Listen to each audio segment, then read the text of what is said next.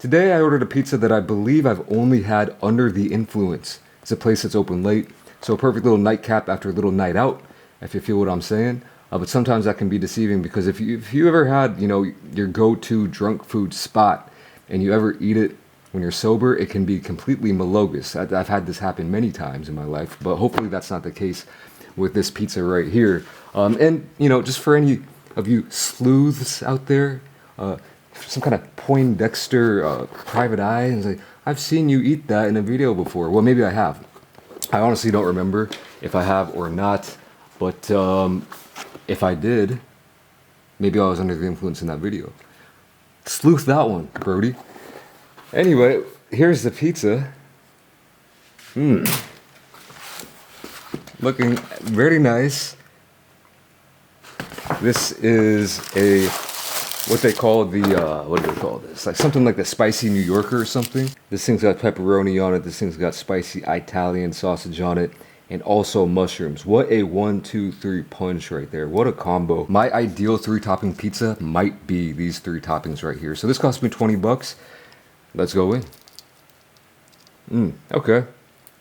So the underbelly, or the undercarriage, could use a little bit more crisp to it, I would say right off the bat.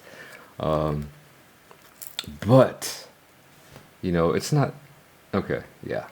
It's got a little bit of a flop, but sometimes that's alright. Going in. Oh yeah. I was not deceived. That one bite in, that is a mighty fine pizza, y'all. Alright, here's the thing about the dough. There's a lot to break down here.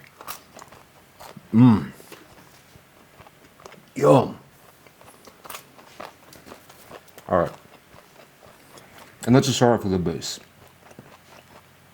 You might say, they could have, I don't know, it looks a little bit pale. But trust me, it is not stale. This is as fresh as can be, and the crust, or the dough, whatever you want to call it, is, the flavor tastes so homemade, if that makes any sense.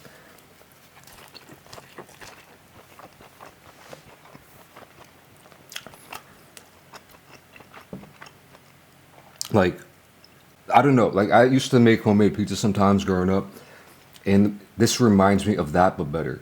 It has that same kind of yeasty, just nice TLC flavor baked right into it.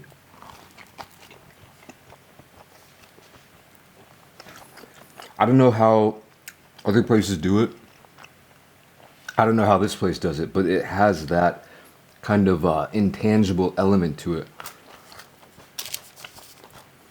that just brings me right back to the good old days, and I freaking love this pizza. It's almost better sober. I can appreciate it more. The sauce and the cheese, working our way up.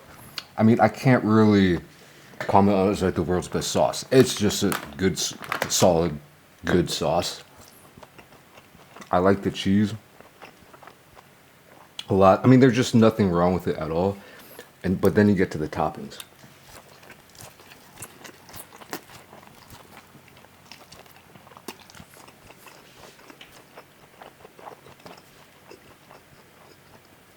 Like I said, I think this might be the best 3 toppings that you could pick.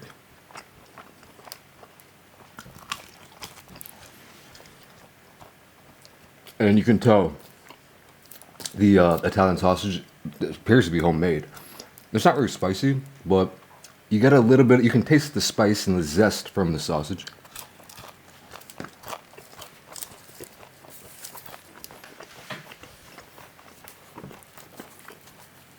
I wish they threw on some more of everything, to be fair, but it's a good balance. But the trio, this is like Harry, Ron, and Hermione right here. It works in harmony. Which one is which, though? That's the question. I'd say the pepperoni's got to be, I mean, it's got to be Ron because of red hair, I guess.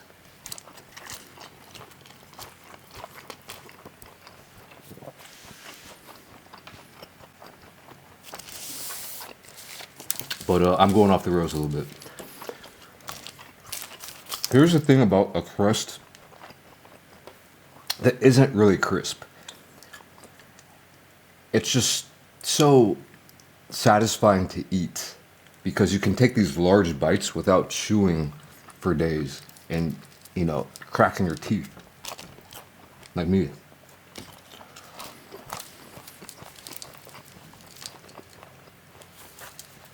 I mean, if you had like a crisp, very crisp or bordering on crunchy pizza, you couldn't do this.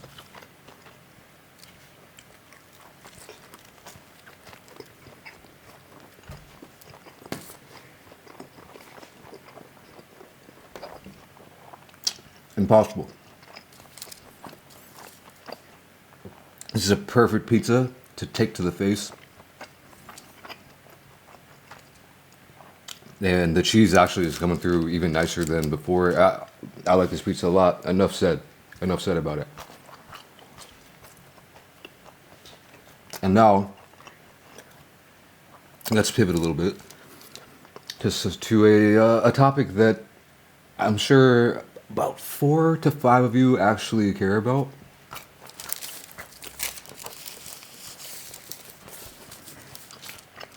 So everyone else can just tune out if you want, it's fine. For those of you who have been following my chess journey, I started on, it was September 9th. My rating was 263, rapidelochess.com.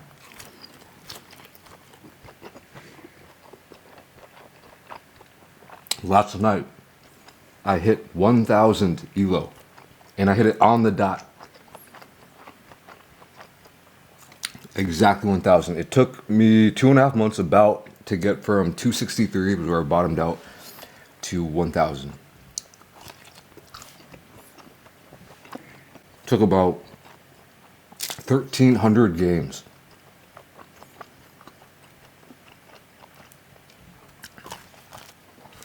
But 1,000 was always my ultimate goal. And it just goes to show,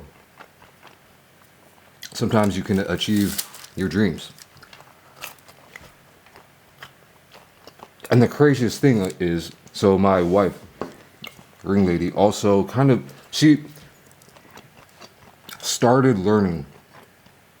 I already knew the rules, but I just didn't know anything else besides the rules. She didn't even know the rules. She didn't know how pieces moved. She started around the same time I got into it. She just learned. She just learned how the pieces move. And last night, she hit 500 rapid. Within 30 minutes of each other. It was like 3 a.m. or 2:30 a.m.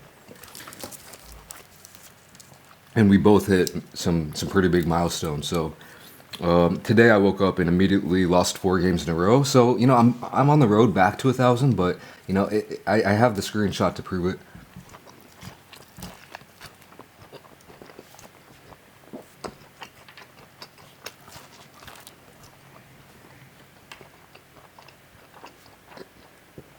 The thing is, like, now that, assuming that I can get above 1,000 and stay, 1,000 above, I mean, I don't really have as much incentive to keep going, though. That's a crazy thing because, like, 1,100 to me is not that exciting. Maybe 1,500, but like, the next big thing is 2,000, and I probably have a 0.1% chance of ever hitting 2,000. So I'm not really sure what to do.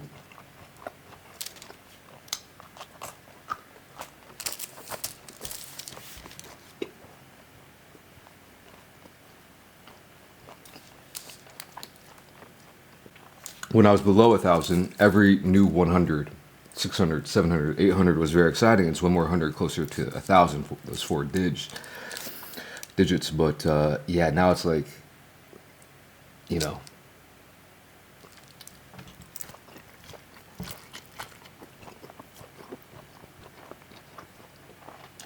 I'm kind of sad about it because now I don't have that major goal to work toward.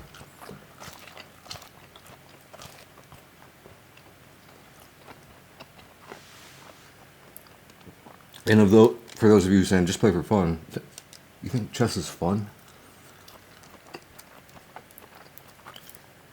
Of course not.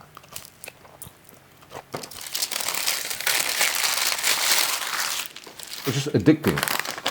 And they hook you in with their whole ELO rating system.